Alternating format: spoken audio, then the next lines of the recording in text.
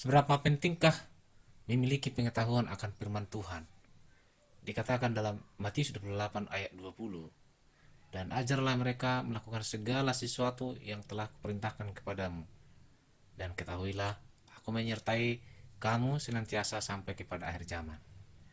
Di sana dikatakan, ajarlah mereka melakukan segala sesuatu. Bukan sebagian, bukan cuma satu, tetapi semuanya. Semuanya apa? Semua yang sudah diperintahkan oleh Tuhan Yesus kepada para murid-muridnya. Kalau Tuhan yang memerintahkan, maka Tuhan yang berjanji, Tuhan yang bertanggung jawab. Dikatakan di sana, aku akan menyertai kamu senantiasa sampai kepada akhir zaman. Jadi begitu penting pengetahuan akan firman Tuhan itu, supaya kita sampai kepada tujuan. Tujuan kita adalah kepada Bapa, ya. Dikatakan dalam Hosea 4 ayat 6, umatku binasa karena tidak mengenal Allah. Karena engkaulah yang menolak pengenalan itu, maka aku menolak engkau menjadi imamku, dan karena engkau melupakan pengajaran Allahmu, maka aku juga akan melupakan anak-anakmu. Ya, kalau kita menolak mengenal akan Allah, menolak mengenal akan Tuhan, maka konsekuensinya juga kita akan ditolak oleh Tuhan. Ditolak sebagai apa tadi dikatakan? Sebagai imamku, dan karena engkau melupakan pengajaran Allah. Ya, iblis selalu menggoda manusia, menipu manusia dengan tipu muslihat. Bahkan iblis menggunakan firman Tuhan untuk menggoda Hawa di Taman Eden, ya. Dia menggunakan firman Tuhan. Firman Tuhan yang diplesetkan, firman Tuhan yang ditambah atau dikurangi, tujuannya adalah untuk menipu, untuk membuat manusia jatuh dalam dosa, sehingga manusia jauh dari apabila seseorang tidak belajar, maka ia tidak akan memiliki pengetahuan. Benar, ya. Jadi disitulah kita pentingnya belajar dan kebenaran firman Tuhan. Dikatakan oleh firman Tuhan, kuduskanlah mereka dalam kebenaranmu, firmanmu adalah kebenaran. Kamu akan mengetahui kebenaran, dan kebenaran itu akan merdekakan kamu, ya. Kalau kita tidak mengetahui kebenaran, kebenaran yang asli, kebenaran yang sejati, maka kita mudah diombang-ambingkan, kita mudah ditipu oleh dunia ini, oleh iblis, ya, dengan agen-agennya. Tetapi kalau kita memiliki pengetahuan akan kebenaran yang sejati, maka ketika datang yang palsu, kita bisa membedakan, oh ini asli, oh ini palsu. Seperti membedakan uang misalnya, ya. Oh ini uang palsu, ini uang kertas palsu, ini uang kertas yang benaran, ya.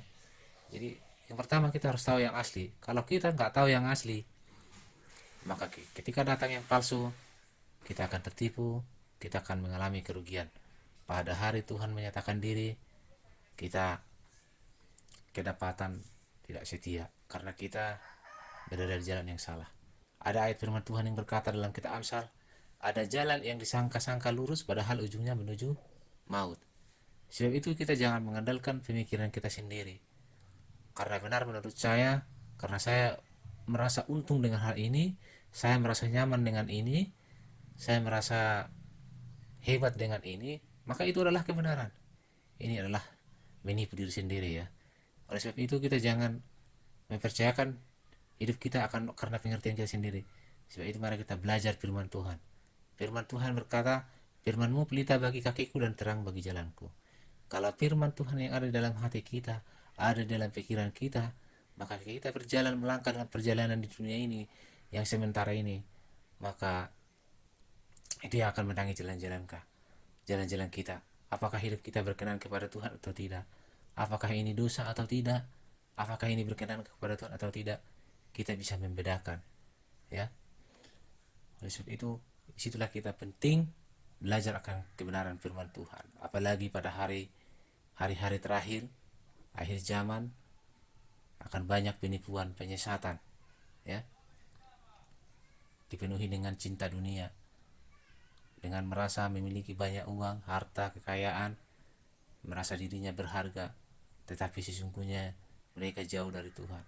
Karena falsafah yang dianut oleh orang-orang zaman sekarang ini adalah apa yang melekat pada diri orang itu, maka orang itulah yang disebut sukses.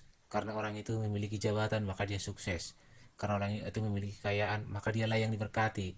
Karena dia memiliki pekerjaan yang bagus, maka dialah yang diberkati. Ini adalah suatu penipuan ya. Jadi seseorang diberkati itu menurut ukuran materi dan apa yang melekat pada dirinya, bukan lagi berdasarkan apa yang dikehendaki Tuhan. Kalau kita melihat sejarahnya Raja Daud adalah seorang penggembala, seseorang yang tidak diperhitungkan. Tetapi Tuhan berfirman, harus dia yang menjadi raja yang menggantikan Saul untuk memimpin bangsa Israel. Jadi Raja Daud melakukan apa yang benar di mata Tuhan. Dia melakukan apa yang berkenan kepada Tuhan, tidak memikirkan bagaimana supaya berharga di hadapan manusia. Ada juga memang orang yang berkata, ya kalau kita dihargai manusia, dihargai di hadapan Tuhan, bukankah lebih baik? Ya, kalau bisa begitu, kita dihargai, kita berkenan kepada Tuhan, dan kita juga bisa bergaul dengan orang, bisa. Tetapi kan dalam prakteknya, dalam perjalanan hidup ini, dikatakan oleh firman Tuhan, persahabatan dengan dunia ini adalah permusuhan dengan Tuhan. Oleh sebab itu, kita harus memikul salib, ya, memikul salib sebagai anak Tuhan. Kita harus menjadikan Tuhan pilihan utama kita dalam bertindak, dalam berlaku, supaya kita berkenan kepada Tuhan dan bertindak. Jadi kalau kita tidak belajar firman Tuhan, tidak mau membaca dan mempelajari Alkitab atau firman Tuhan setiap hari, kita tidak akan memiliki pengetahuan akan firman Tuhan. Kita akan ditipu oleh iblis, karena iblis sangat licik memutarbalikkan firman Tuhan. Tetapi kalau kita belajar firman Tuhan sehingga memiliki pengetahuan akan firman Tuhan, kita tidak akan mudah ditipu. Ya, itulah teman-teman renungan kita pada pagi hari ini. Tuhan memberkati kita. Mari kita dengan sungguh-sungguh belajar firman Tuhan, merenungkan firman Tuhan dalam hidup kita. Kita membuat firman Tuhan itu menjadi harta yang tak ternilai, yang memiliki nilai kekekalan dalam hidup kita, dalam menyongsong kedatangan Tuhan Yesus yang kedua kali, supaya kita tetap berlaku, bertindak, berpegang sesuai firman Tuhan yang sudah dikatakan di dalam Alkitab. Terima kasih, Tuhan Yesus memberkati kita semua. Shalom.